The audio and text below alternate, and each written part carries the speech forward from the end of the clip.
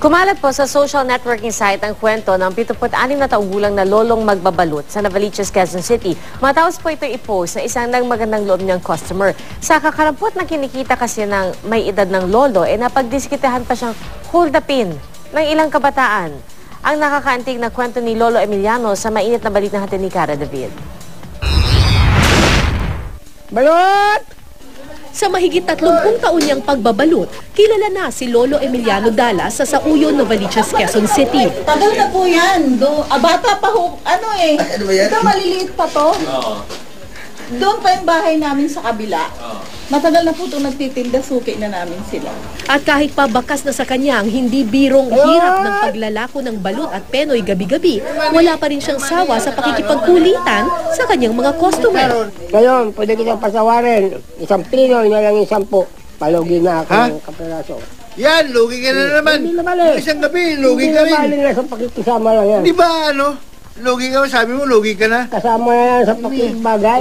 Sa bait at sipag ni Lolo Emiliano kahit pa edad 76 na siya, sino nga bang mag-aakalang mapagkakatuwaan pa siya ng mga kawatan at pag-iinteresan pa ang kakarampot niyang kita.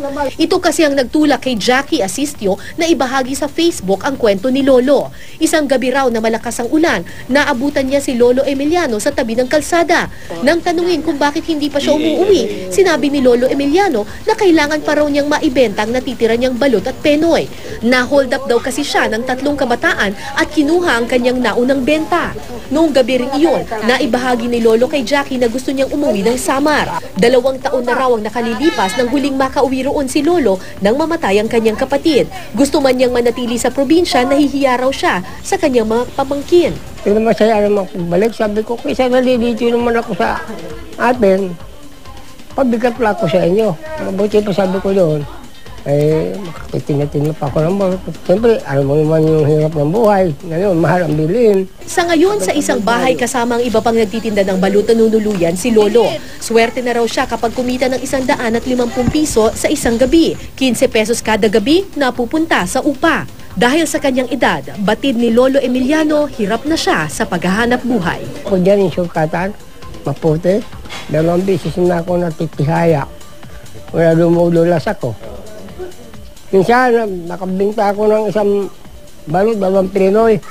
Natihaya ako, nalaganan ko pa yung basket, maraming basag.